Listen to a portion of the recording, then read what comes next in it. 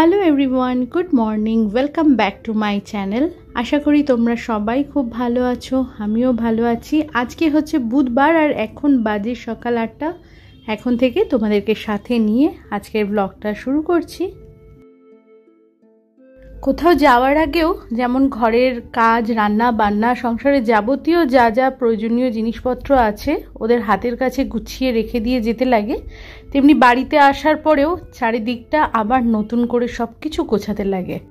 প্রত্যেক দিন সকাল থেকে রাত্রি অবধি যেরকম রুটিন মাফিক সংসারের কাজকর্ম করে থাকি, সেই সমস্ত কিছু না করলে পরে একটু আধটু তো এদিক ওদিক হয়ে গিয়েই থাকে। তো বাড়িতে আসার পরে সব কিছু আবার আগের মতো করে গুছিয়ে তুলতে হয়। তবে একদিনে তো সম্ভব নয়, দু একদিন লেগেই যায় সব কিছু আগের মতো করে আবার গুছিয়ে রাখতে। গতকাল সকাল 9:30টার মধ্যেই আমি বাড়িতে চলে এসেছিলাম। এসে সেরকম কোনো কাজ ছিল না, ভাতটা ওরা বাবা মেয়ে মিলে করেই নিয়েছিল, আর চিকেন বানানো ছিল। দুপুরবেলাতে চিকেন আর ভাত দিয়ে হয়ে গিয়েছিল। রাত্রিবেলায় পনিরের তরকারি করেছিলাম আর কয়েকটা খালি রুটি করেছিলাম। সুটকেসে যে সমস্ত জামা কাপড়গুলো নিয়ে গিয়েছিলাম গতকালকেই সমস্ত কিছু কেচে দিয়েছি। ছাদে মেলা ছিল, শুকিয়ে গেছে। সকালবেলাতে ঘুম থেকে ওঠার পরে আজকে বাসি কাজকর্মগুলো যখন করেছি তখনই জামা কাপড়গুলো টেনে ছাদ থেকে নিয়ে ছাদের খাটে জড়ো করে রেখেছিলাম। এবার জায়গায় তুলতে লাগবে। আজকেও সকালবেলাতে ওয়াশিং মেশিন চালিয়েছি, কারণ এই কদিন ওরা আর ওয়াশিং মেশিনটা চালায়নি। আর এই যে চাদরগুলো সমস্ত বদলালাম 3টে খাটের, এইগুলোকে আবার জমিয়ে রাখবো, আগামীকাল চালাবো। একদিনেই হয়তো 2 বা 3 বার ওয়াশিং মেশিন চালানো যেত যদি মেলার আমার একটা বড়সড় জায়গা থাকতো।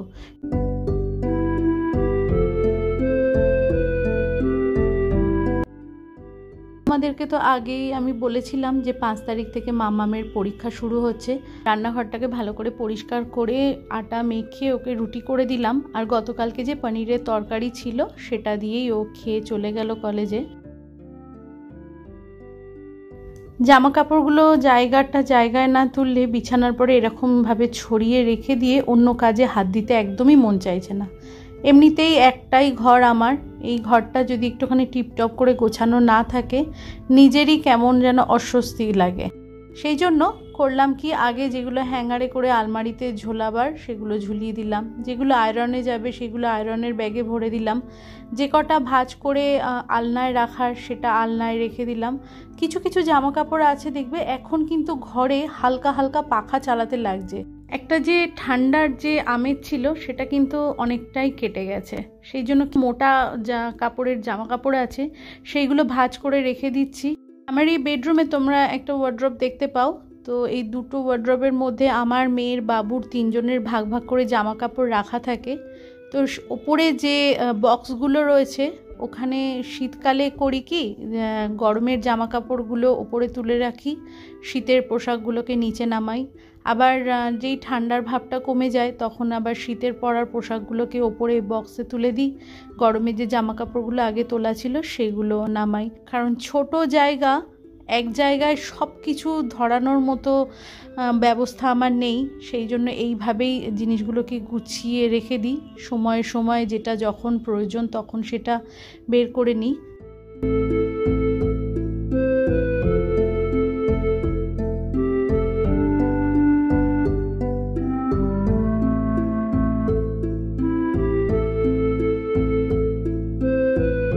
যদি চিন্তা ভাবনা করে প্রত্যেকটা জিনিস সুন্দর করে গুছিয়ে রাখা যায় তবে ছোট জায়গাতেও থাকতে কিন্তু অসুবিধা হয় না। তোমরা যে সকল আবার নতুন বন্ধু আছো আর এই মুহূর্তে আমার এই ব্লগটি দেখছো, আমার এই ব্লগের কোথাও যদি তোমাদের কোনো কিছু ভালো লেগে থাকে তাহলে চ্যানেলটি সাবস্ক্রাইব করে তোমরা আমার পাশে থাকতে পারো। আর তোমরা যারা অলরেডি এই কাজটি করে ফেলেছো তোমাদের সকলকে জানাই অসংখ্য ধন্যবাদ। যত যা জামা কাপড় ছিল সব মোটামুটি জায়গায় গুছিয়ে তোলা হয়ে গিয়েছে। এবারে ঘরে যেটুকুনি যা ফার্নিচার আছে সবটা মুছে পরিষ্কার করে নেব, কারণ এই কটা দিন ঘরে ফার্নিচার কিছুই মোছামুছি করা হয়নি। শুধু ওরা বিছানাপত্র তুলে বাসি ঘরটাকে ঝাড় দিয়ে দিত। যাওয়ার সময়তে বলেই গিয়েছিলাম সকালে ঘুম থেকে উঠে আর কিছু করো চাই না করো, বাড়ির থেকে বেরোবার আগে বাসি ঘরটা একটুখানি ঝাড় দিয়ে পরিষ্কার করে নিয়ে তারপরেই বেরোতে। মাম্মামে তো আজকে 5 তারিখ থেকে পরীক্ষা শুরু হচ্ছে, আমি 30 তারিখে গেছিলাম, সেই জন্য ও তো পড়াশুনোতে ব্যস্ত ছিল। বাবু বাড়িতে থাকেই বা কতক্ষণ, যেটুকুনি সময় বাড়িতে থাকতো বিছানাপত্র তোলা, ডিশওয়াশারে বাসন লোড করা আনলোড করা, সেগুলোকে জায়গায় গুছিয়ে তোলা, খাবার দাবারের দিকটা দেখা, এই সমস্ত কিছুই বাবু করেছে। ঘরের ফার্নিচারগুলো সমস্ত মোছামুছি করে পরিষ্কার করা হয়ে গেছে। এবারে ঘরের জানলা দুটো ভালো করে কলিন দিয়ে পরিষ্কার করে নিলাম। আগে যেমন নিয়মমাফিক সপ্তাহে ঘরের প্রত্যেকটা জানলা পরিষ্কার করতাম, এখন নেটটা লাগাবার পর থেকে সপ্তাহটা গিয়ে 15 দিন বা 20 দিনে দাঁড়িয়েছে। তো তাতে কি হচ্ছে, সামনের দিকটা না হলেও জানলার বাইরের দিকটা বেশ অপরিষ্কার হয়ে যাচ্ছে। এই অভ্যাসটা আমাকে বদলাতে হবে। যদি প্রতিদিন নেটগুলোকে খুলি তাহলে ধারের আঠাটা নষ্ট হয়ে যাওয়ার একটা সম্ভাবনা থাকে। এই রকম অনেক কিছু চিন্তা ভাবনা করেই প্রত্যেক দিন এরকম নেট খুলে জানলাটা আর পরিষ্কার করা হচ্ছে না। তো আজকে যখন জানলা পরিষ্কার করলাম, তার সাথে জানলার রডগুলো ভালো করে মুছে পরিষ্কার করে নিয়েছি। এবারে চলে এসেছি ছাদের খাটের চাদরটা বদলে নিলাম। আর আমি সবসময়তেই যখন যে চাদরটা বদলাই সেটা দিয়েই খাটটা মুছে পরিষ্কার করে নিই।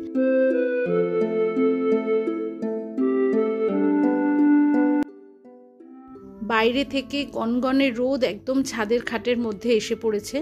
চাদরটা বদলে ফেলেছি, এইবারে ছাদে যেটুকুনি শোপিস আছে সেইগুলোকে মুছে পরিষ্কার করে নিলাম। একটা জিনিস খেয়াল করে দেখবে, প্রত্যেক বছর শীতটা যখন চলে যায় সেই সময়টাতে চারিদিকটা কেমন যেন একটা দমবন্ধকর পরিবেশ হয়ে যায়। ঘরে পাখা চালালে ঠান্ডা লাগে, পাখাটা বন্ধ করে দম বন্ধ হয়ে যায়, কিছুতেই যেন শান্তি পাওয়া যায় না। ফুলহাতা গেঞ্জি পরলে গরম লাগে, আবার হাফহাতা গেঞ্জি পরলে ঠান্ডা লাগে। ঠিক এমনই সময়তে শীতকালে ব্যবহার করার যে কম্বলগুলো সেইগুলো একটা অস্বস্তিকর বস্তুতে এসে পরিণত হয়। আর শীতের ব্যবহার করার যে গরম মোটা জামা কাপড়গুলো দেখলে পরেই যেন মনে হয় গরম লাগে। তখন মনে হয় কত তাড়াতাড়ি এগুলোকে কাচা ধোয়া করে শুকিয়ে নিয়ে ভালো করে গুছিয়ে আগামী বছরের শীতের জন্য তুলে রাখবো। মোটা মোটা জামা কাপড় একেবারে তো কাচা যায় না, আর ওয়াশিং মেশিনে কাচতে গেলে এগুলো হয়ে যায় জল পড়লেই খুব ভারী। তো হাতে ইজি দিয়ে কাচাটাই এগুলো শ্রেয়। সেই সমস্ত 7 পাঁচ চিন্তা করে মাম্মামের জিনিসগুলো দিয়েই শুরু করলাম। এরপরে বাবুরটা আছে, তারপরে আমারটা আছে।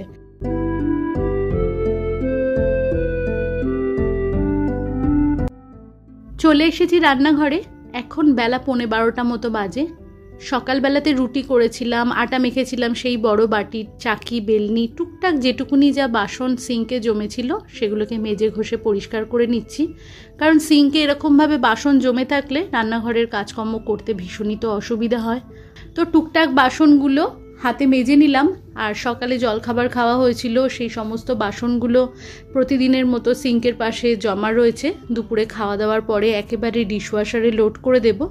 আর আজকে দুপুরে রান্নাবান্না একদমই সাদামাটা, নিরামিষ বানাবো। আমি যেদিনকে গিয়েছিলাম তার আগের দিনকে তো কয়েক রকমের মাছ, সমস্ত কিছু তরিতরকারি পাতি সব বানিয়ে গিয়েছিলাম। আর আমিও পুরীতে গিয়ে ভীষণই মাছ খেয়েছি। তো ভাবলাম, গতকালও বাড়িতে আসার পরে চিকেন খেয়েছিলাম, আর আজকে ওই জন্যই ভেবেছি একদম হালকা পাতলা নিরামিষ রান্না করব। সকালে ঘুম থেকে ওঠার পরেই আমি চালটা ভিজিয়ে দিয়েছিলাম। তো ছাদে ঘরে কাজ করতে করতে ভাতটা ওদিকে হয়ে গিয়েছে। বাইরের সমস্ত কাজকর্ম কমপ্লিট করার পরেই একেবারে রান্নাবান্নাতে হাত দেব। তো চলো, রোদ থাকতে থাকতে ঝটপট জামা কাপড়গুলো শুকাতে দিয়ে দিই। ওয়াশিং মেশিনটা খালি হলো, আবার যে সমস্ত চাদরগুলো তুললাম সেগুলো আবার মেশিনে দিয়ে দিলাম। আগামীকাল যদি সম্ভব হয়, মানে আজকের জামা কাপড়গুলো যদি সমস্ত কিছু ভালো মতো শুকিয়ে যায়, জায়গা থাকলে পরে আগামীকাল আবার মেশিনটা চালিয়ে দেব। তো এই রকমই আমার হয়, একদিন দুদিন অন্তর অন্তরই আমাকে ওয়াশিং মেশিন চালাতে লাগে। আর কাঁচা ধোয়া পরিষ্কার জিনিস আমার ব্যবহার করতে ভীষণই ভালো লাগে।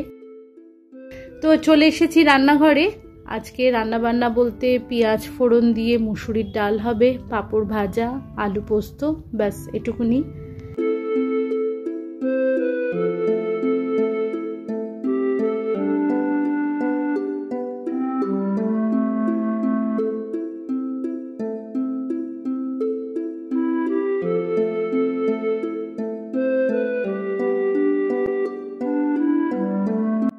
রাঁধুনি পেঁয়াজ রসুন ফোড়ন দিয়ে এরকম মুসুরির ডালের শেষে ধনেপাতা কিন্তু ভীষণই সুস্বাদু লাগে। আর আমার ঘরে এরকম ডালটা সবাই ভীষণ পছন্দ করে। তো রান্না বান্না আমার হয়ে গেছে। তো এটাই আমার রান্নার ফাইনাল লুক, আলু পোস্ত, মুসুরির ডাল, আর ভাতটা তো আগেই হয়ে গিয়েছে। আজকে হালকা পাতলা নিরামিষ রান্না, সেই জন্য গরম থাকতে থাকতেই কড়াইটা মেজে ঘষে নিয়ে রেখে দিলাম। এবারে গ্যাসের ওভেন কাউন্টারটপ ভালো করে পরিষ্কার করে নেব, ঘর বারান্দা সমস্ত কিছু মুছে চলে যাব স্নান করতে।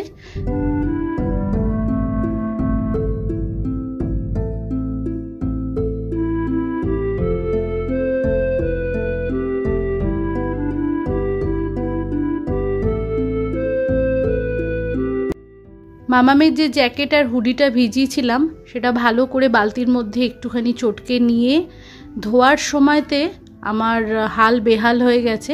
সেই জন্য এই ব্লু কালারের যে জ্যাকেটটা ছিল সেটা আমি ধুয়ে তুলে নিয়েছিলাম। আর মোটা হুডিটা আমার যেহেতু ডান হাতের আঙুলটা ভাঙা আছে, ডান হাতে খুব একটা জোর পাই না, ওই হুডিটা রেখে দিয়েছিলাম বাবুর জন্য। তো বাবু বাড়িতে আসার পরে ভালো করে হুডিটা ধুয়ে নিয়ে তারপরে জল ঝরিয়ে তখনই শুকাতে দিয়েছে। তার আগে অবধি ওটা ওরকমভাবেই আমি বালতিতে ফেলে রেখেছিলাম।